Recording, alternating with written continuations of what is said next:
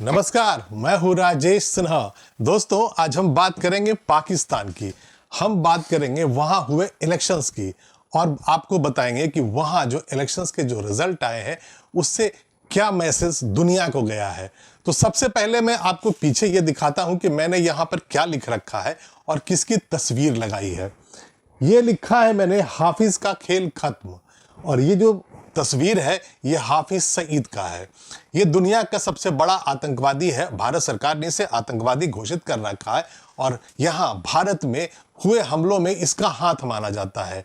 और ऐसे में इसका बेटा, हाफिज सईद का बेटा तलहा सईद, वहाँ लाहौर से इलेक्शन लड़ रहा था नेशनल असेंबली के लिए। और ऐसा लगने लगा था कि अगर इसके जो गुर्गे हैं या इसके जो साथी हैं उन्हें अगर नेशनल असेंबली में सीटें आ गई तो कहीं ऐसा ना हो जाए कि आने वाले किसी साल में या किसी भी वक्त ये हाफिज सईद पाकिस्तान का प्राइम मिनिस्टर बन जाए। लेकिन ऐसा नहीं हुआ। पाकिस्तान की आवाम ने इसे नकार दिया। और दूसरा जो मैसेज निकल कर आया इन परिणामों से वो ये रहा कि पाकिस्तान की जनता ने इस बार पाकिस्तान की सेना को भी अंगूठा दिखा दिया ऐसे, और ये कह दिया है कि हम आपकी भी अब नहीं सुनेंगे। हुआ कुछ यूं था कि 2018 के चुनावों में पाकिस्तान की सेना ने इमरान खान को सीधे प्रधानमंत्री की कुर्सी पर बैठा दिया था। और जब प्रधानमंत्री इमरान खान से उनका मन भर गया, उनकी कठपुतली वो नहीं रहे, तो उन्हें हटाकर उन्हें अब जेल में डलवा दिया गया है। और इस वर्ष के चुनाव में नवाज शरीफ को लंदन से बुलाकर उन्हें प्रधानमंत्री बनाने की साजिश चल रही है। लेकिन जो चुनाव के परिणाम आए वो ये बता रहे हैं कि इमरान खान, जिन्हें जेल में डाल दिया गया है, सजा सुना दी गई है और जिनसे चुनाव चिन्ह तक छीन लिया गया है, उनके 100 से ज्यादा सीटें आ गई हैं। यानी कि तहरीके इंसाफ पाकिस्तान, तहरीके इंसाफ पीटीआई जो पार्टी है इमरान खान की, उसके जो कैंडिडेट्स थे जिनके पास अब चुनावी जो चिन्ह है, बल्ला नहीं रहा, छीन लिया गया है और उन्हें इंडिपेंडेंट कहा जा रहा है, वो 100 सीटें ले गए। तो इसका मतलब यह निकलता है कि पाकिस्तान की अवाम ने दो साफ मैसेज दे दिए। पहला कि वहां पर आतंकवादियों की सरकार नहीं बनेगी, और दूसरा अब वहां पाकिस्तान की सेना का और आईएसआई का नहीं चलेगा। तो आइए सबसे पहले बात कर लेते हैं हाफिज सईद, उसके बेटे तलहा सईद। ये पाकिस्तान के पत्रकार हैं। इन्होंने जो जानकारी दी वहां के इलेक्शंस के जो रिजल्ट्स आने लगे उसके बाद, तो ये उन्होंने लिखा, Hafiz Saeed son Talha Saeed defeated from Lahore national assembly 122। यानी कि नेशनल असेंबली सीट नंबर 122 से तलहा सईद जो चुनाव लड़ रहा था वो हार गया। वहां पर कौन जीता? तो पीटीआई बैक्ड लतीफ खोसा, यानी कि जो इमरान खान के जो वहां कैंडिडेट थे लतीफ खोसा, उन्होंने वहां इलेक्शन जीता है। ये यहां पर जो रिटर्निंग ऑफिसर है लाहौर का, ये उसका पर्चा है। इसमें लिखा हुआ है Mohammad Iqbal, returning officer, national assembly 122 Lahore. इसी पर्चे में ये रिजल्ट वहां का दिखाया गया है NA 122 का। और यहां पर ये बताया गया है कि जो लतीफ खोसा ने जो चुनाव जीता है उन्हें मिले थे 1,17,109 वोट्स। 1,17,109 वोट। यहां पे उर्दू में लिखा हुआ है इसलिए आपको नहीं पता चल रहा होगा, मैं आपको समझा रहा हूं। तो ये पीटीआई के जो कैंडिडेट थे, पीटीआई बैक जिन्हें अब इंडिपेंडेंट कहा जाता है, लतीफ खोसा, उन्होंने वहां पर 122 नंबर की सीट से लाहौर से चुनाव जीता। तो अब देख लेते हैं कि जो तलहा सईद है, जो हाफिज सईद का बेटा है, उसे कितने वोट मिले। तो उसे वोट मिले हैं 2042। तो आपको यह मैसेज साफ दिख रहा होगा कि जिसने चुनाव जीता, जो इमरान खान की पार्टी का कैंडिडेट था, समर्थित जिसे कहा जा रहा है, उसको वोट मिले 1,17,000 और हाफिज सईद का बेटा तलहा सईद को वोट कितने मिले? तो 2042। तो मैसेज साफ है कि हाँ, अब वहां पर आतंकवादियों का कम से कम इलेक्शंस में वहां की जनता रोल नहीं चाहती है। ये उसकी तस्वीर है, ये तलहा सईद की तस्वीर है। और उसने जो पोस्टर्स इस इलेक्शंस में जारी किए थे, जो सोशल मीडिया पे डालता था, वही यहां पर मैं लेकर आया हूं। नेशनल असेंबली 122 नंबर की सीट है और इसके बारे में जो जानकारी मीडिया में जो छप रहा है, अखबारों में छप रहा है, तो वो मैं एक लेकर आया हूं। ये इंडिया टुडे का है। Pakistan elections. Hafiz Saeed's son loses against Imran Khan, party-backed candidate. Talha Hafiz Saeed, son of Mumbai attacks mastermind Hafiz Saeed, lost his seat in Lahore as the results of Pakistan general elections were awaited. तो इसमें यह कहा गया है कि जो मुंबई में जो टेरर अटैक हुआ था उसका जो मास्टरमाइंड हाफिज सईद है, उसका बेटा जो मंसूबे पाल रहा था कि नेशनल असेंबली में चला जाएगा, वहां एमपी बन जाएगा, बाद में हो सकता है इन आतंकवादियों की वहां पर सरकार बन जाए, तो उसे वहां की जनता ने हरा दिया है। इसके पहले भी 2018 के चुनाव में भी इन लोगों ने एक दूसरी पॉलिटिकल पार्टी के नाम से चुनाव लड़ा था, उस वक्त भी उसे वोट नहीं मिले थे। पाकिस्तान में आतंकवादी हाफिज सईद का बेटा तलहा सईद को चुनाव में करारी शिकस्त मिली है। यह लाइन हो सकता है आपको नहीं समझ में आ रहा होगा, नहीं पढ़ा जा रहा होगा, इसीलिए मैंने यहां पर लिख दिया है। सईद लाहौर की नेशनल असेंबली 122 सीट से उम्मीदवार था, मगर पाकिस्तान के वोटरों ने आतंक को नाक कह दिया है। यही लग रहा था दुनिया को, कहीं ऐसा ना हो जाए कि हाफिज सईद के जो कैंडिडेट्स हैं उनको सीटें मिल जाए, और वहां की नेशनल असेंबली में जिस तरह से वहां समाज में ये घुल मिल कर रहने लगे हैं, वहां की सरकार में, वहां की सत्ता में, वहां की नेशनल असेंबली में इन आतंकवादियों की घुसपैठ हो जाए। तलहा सईद इन नतीजों में छठे नंबर पर रहा और उसे सिर्फ 2042 सीट मिले। पाकिस्तान के पूर्व प्रधानमंत्री इमरान खान के करीबी माने जाने वाले लतीफ खोसा ने लाहौर सीट 1 लाख से ज्यादा वोटों से चुनावी जीत हासिल की। यह तस्वीर है जो तलहा अजीज वहां की सड़कों पर निकालता था। वैसे भी यहां पर बहुत ज्यादा भीड़ नहीं होती थी, 100-200 लोग इसके पीछे चलते थे। तलहा सईद लश्कर तैयबा का नंबर 2 माना जाता है। हाफिज सईद के बाद उसके पूरे आतंक का साम्राज्य तलहा सईद के ही पास है। भारत सरकार ने तलहा को यूएपीए के तहत आतंकी घोषित कर रखा है। यही मैंने पहले कहा था कि आतंकवादी घोषित कर रखा है भारत सरकार ने, अमेरिका ने और बहुत सारे देशों ने। और यूनाइटेड नेशंस से भी हम बार बार कोशिश करते हैं, अमेरिका कोशिश करता है कि हाफिज सईद जैसे लोगों को आतंकवादी, अंतर्राष्ट्रीय आतंकवादी करार दे दिया जाए, लेकिन चीन हर बार वीटो लगा देता है और इसीलिए वहां नहीं हो पाता है। लेकिन भारत में यूएपीए के अंतर्गत इसे भी, यानी कि बेटे को भी, तलहा सईद को भी वहां आतंकवादी यहां घोषित कर दिया गया है। अब जब 8 फरवरी को ही वहां पाकिस्तान में चुनाव हुआ है और हम चुनाव की ही बात कर रहे हैं, तो आइए अब हाफिज सईद, तलहा सईद को अलग रख देते हैं।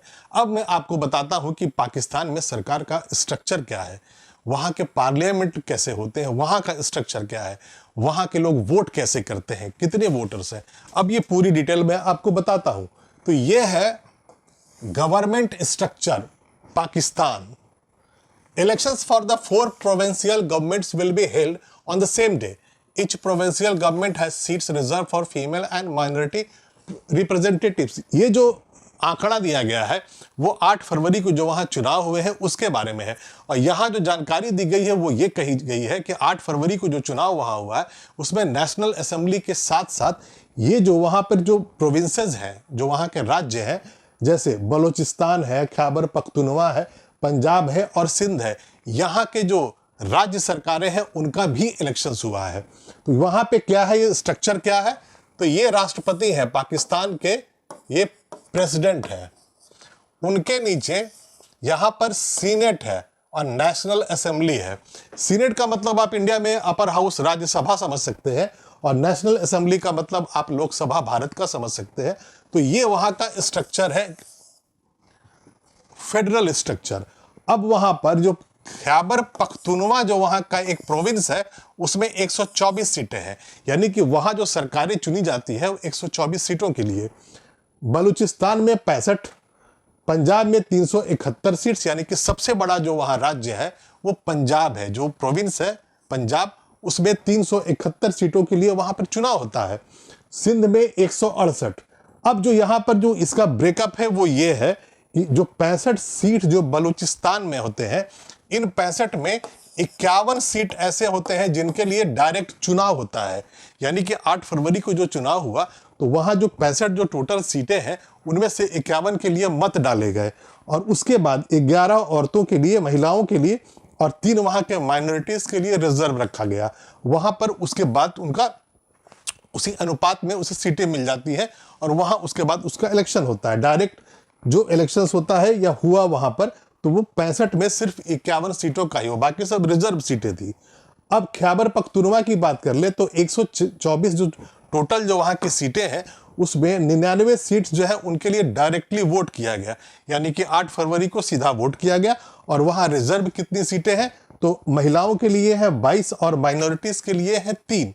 मतलब जीतने वालों के साथ ये मिल जाते हैं, इनको अनुपात में उन्हीं की सीटों के अनुसार सीटें मिल जाती हैं और उसके बाद ये लोग सरकार बनाते हैं। पंजाब में 371 टोटल सीट्स हैं, जिसमें 297 297 ये है डायरेक्टली इनके लिए वोट किया गया 8 फरवरी को। और वहां पर जो रिजर्व है महिलाओं के लिए 66 सीटें हैं और 8 है माइनॉरिटीज के लिए। अब बात कर लेते हैं सिंध जो प्रोविंस है। सिंध में 168 सीटें हैं, जिसमें 130 सीटों के लिए वोट किया गया और रिजर्व सीटें हैं महिलाओं के लिए 29 और माइनॉरिटीज के लिए 9। अब यहां पर देख लेते हैं कि पाकिस्तान में जो पार्लियामेंट है उसका क्या स्ट्रक्चर है। जो ये मैंने आपको यहां पर बताया था कि सीनेट है अपर हाउस और नेशनल असेंबली वहां का लोअर हाउस है, तो अब इसे स्ट्रक्चर के रूप में क्या है वो समझ लेते हैं।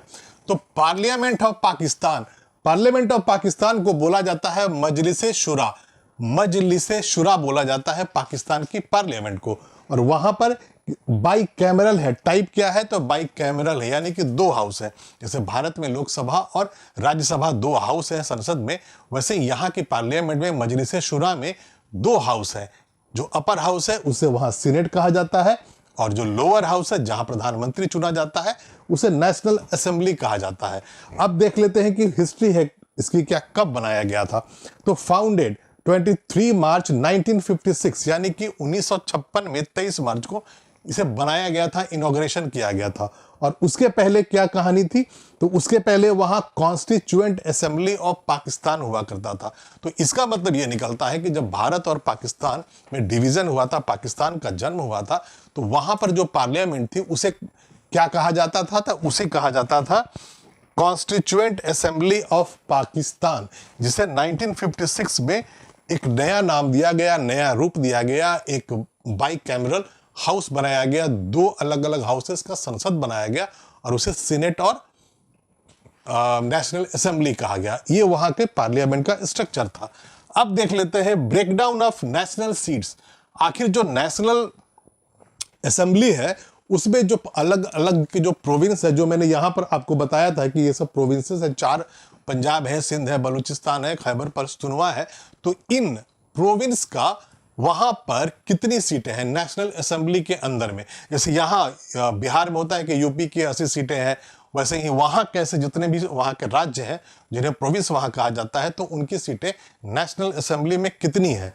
तो यहां पर आप देख रहे हैं ये पंजाब में 141 सीटें हैं, पंजाब में 141 सीटें हैं, सिंध में 61 सीटें हैं, खैबर पख्तूनवा में 45 सीट्स है, बलूचिस्तान में 16 सीट है और इस्लामाबाद जो कैपिटल टेरिटरी है वहां पर 3 सीट है। मतलब जैसे यहाँ इंडिया में नेशनल कैपिटल टेरिटरी है दिल्ली का, यहाँ जो सीटें हैं वैसे ही यहाँ इस्लामाबाद के अंदर में 3 सीटें आती हैं। और ये जो टोटल जो 4 प्रोविंस है वहाँ ये सीटें हैं नेशनल असेंबली की। और इसका मतलब साफ है कि 141 सीटें जो पंजाब की है वो सबसे ज्यादा सीटें वहां की नेशनल असेंबली में पंजाब से आता है। तो जाहिर है वहां के जो प्रधानमंत्री बनता है उसमें जो पंजाब जो प्रोविंस है उसका बड़ा हाथ होता है। अब देख लेते हैं कि वहां पाकिस्तान में वोटिंग होती कैसे है, हाउ वोटिंग वर्क्स। ये अल जजीरा की वेबसाइट पे जानकारी थी, वही मैं यहाँ पर एक्सप्लेन कर रहा हूँ। 128 million registered voters are eligible to elect 266 federal representatives, यानी कि वहाँ के जो सांसद होते हैं, यहाँ जैसे हम संसद के जो सांसद होते हैं कहते हैं, वहाँ जो फेडरल रिप्रेजेंटेटिव्स होते हैं 266 का डायरेक्ट वहाँ इलेक्शन होता है। और कितने लोग देते हैं, तो 188 मिलियन एलिजिबल वोटर्स है जो कि 18 वर्ष के ऊपर के हैं। 18 वर्ष भी वहां हो जाने पे वोटिंग मिल जाता है, राइट्स मिलता है। तो 128 मिलियन वोटर्स हैं और 266 सीटों पर वहां वोटिंग होती है। और 266 में बाकी जो और जो होते हैं टोटल के अलावा वो रिजर्व होता है, जो पिछले के स्लाइड में मैंने आपको बताया कि महिलाओं के लिए रिजर्व होता है, माइनॉरिटीज के लिए होता है। तो टोटल 266 के लिए वोट किया जाता है। और वोट कैसे होता है, वहां जब भी वोटिंग होती है तो वहीं पर दो वोट पड़ते हैं, फर्स्ट वोट और सेकेंड वोट। फर्स्ट वोट जो यहां पर होता है, फर्स्ट वोट पहला, वो नेशनल असेंबली के मेंबर के लिए होता है, यानी कि सांसद चुनने के लिए होता है। और वहीं पर आपको सेकंड वोट देना होता है जो वहां की प्रोविंशियल असेंबली, यानी कि आप पंजाब, सिंध, खैबर पख्तूनख्वा, वहां की जो आप सरकारें चुन रहे हैं, वहां आपको सेकंड वोट करना पड़ता है। मतलब ये निकलता है वहां पर कोई वोटर जब वोट करने जाता है तो उसे दो वोट देने पड़ते हैं, पहला नेशनल असेंबली के लिए और दूसरा प्रोविंशियल असेंबली के लिए। तो टोटल 266 सीटों पर वहां चुनाव होते हैं। 128 मिलियन इस बार एलिजिबल वोटर्स थे। और यहां पर आपको देखकर बताते हैं एलिजिबल वोटर्स का ब्रेकडाउन, यानी कि अभी जो 8 फरवरी को जो चुनाव हुआ तो उसमें कितने प्रतिशत लोगों ने वोट किया जो किस उम्र के थे। तो यहां पर आपको सबसे पहले दिखाते हैं, ये जो यहां से शुरू करते हैं, ये 18.2% जो वोटर्स थे वो 18 से 25 के उम्र के थे, 18 प्लस, यानी कि इसमें जो फर्स्ट टाइम वोटर्स थे और जो 25 वर्ष के थे वो 18.2% थे, इनने लोगों ने वोट दिया। उसके बाद 26 से लेकर 26 से 35 वर्ष के जो मतदाता थे वो 25.9% थे। 22.3% थे जो 36 से लेकर 45 वर्ष के थे और 14.4 थे जो 46 से 55 वर्ष के मतदाता थे। 9.4% थे 56 से 65 और 9.5% जो वोटर थे वो 66 प्लस थे। मतलब जो सीनियर सिटीजन थे 66 प्लस थे, उनके जो वोटर्स थे, उनकी जो संख्या थी वो 9.5% थी। तो इसका मतलब ये निकलता है कि टोटल जो एलिजिबल वोटर्स थे पाकिस्तान में इस बार वो 128 मिलियंस थे और उसका जो ब्रेकअप था वो ये था। और 266 सीटों के लिए वहां पे चुनाव होता है हर वर्ष, यानी कि जब भी लोकसभा या नेशनल असेंबली का चुनाव होता है। यहां पर पीछे के स्लाइड में मैंने 3 तस्वीरें लगा रखी हैं और ये जो तीनों जो तस्वीरें आप देख रहे हैं वहां की राजनीति के प्रमुख किरदार हैं। ये बिलावल भुट्टो है जो भुट्टो फैमिली के हैं और ये नवाज शरीफ है और ये इमरान खान है। इनकी पीटीआई होती थी, पीटीआई इनकी राजनीतिक पार्टी पाकिस्तान तहरीक इंसाफ, इनका है पाकिस्तान मुस्लिम लीग नवाज और ये है पाकिस्तान पीपल्स पार्टी के, ये बेनजीर भुट्टो के बेटे हैं। इस बार भी इन तीनों प्रमुख चेहरों को सामने रख के ही वहां चुनाव हुआ। अब यहां पर कहानी ये निकल के आ गई है कि इस बार लंदन से इन्हें पाकिस्तान की सेना वापस लेके आई और इन्हें पाकिस्तान में प्राइम मिनिस्टर बनाना है। 2018 में पाकिस्तान की सेना ने इमरान खान को कुर्सी पर बैठा दिया, पाकिस्तान का प्राइम मिनिस्टर बना दिया। लेकिन इस बार हिस्ट्री वैसे ही रिपीट हो रहा है जैसे 2018 में हुआ था। इस बार नवाज शरीफ को प्राइम मिनिस्टर बनाना चाहती है वहां की आर्मी। अब जब वहां के जो रिजल्ट्स आए हैं वो हंग नेशनल असेंबली आया है, वहां पर इन तीनों में से किसी एक को भी अभी तक जो ट्रेंड्स चल रहे हैं उसमें लग नहीं रहा है कि इनको मेजोरिटी मिल जाएगी। तो अभी जो वहां वस्तु स्थिति है वो ये है कि ये कोशिश कर रहे हैं इनके साथ मिलकर, यानी कि पाकिस्तान पीपल्स पार्टी और पाकिस्तान मुस्लिम लीग नवाज, ये दोनों मिलकर जो वहां छोटी छोटी जो पार्टियां हैं उनके साथ मिलकर के एक अलायंस की सरकार बनाने वाले हैं, गठबंधन की सरकार बनाने की कोशिश कर रहे हैं। तो कहने का ये मतलब हुआ कि जो मैंने शुरू में आपको कहा था कि इस बार जो पाकिस्तान के इलेक्शन से जो मैसेज आए वो 2 थे। वो पहला ये था कि पाकिस्तान की अवाम ने एक तो आतंकवादियों को नकार दिया और दूसरा पाकिस्तान की सेना को भी नकार दिया। और अभी के लिए इतना ही। मैं फिर आऊंगा, ऐसी ही रोचक जानकारियां आपके लिए लेकर आता रहूंगा। आप इस वीडियो को लाइक कर दें और शेयर कर दें। और अगर अभी तक आपने इस चैनल को सब्सक्राइब नहीं किया है तो प्लीज अभी इसे सब्सक्राइब कर लें। तब तक के लिए धन्यवाद।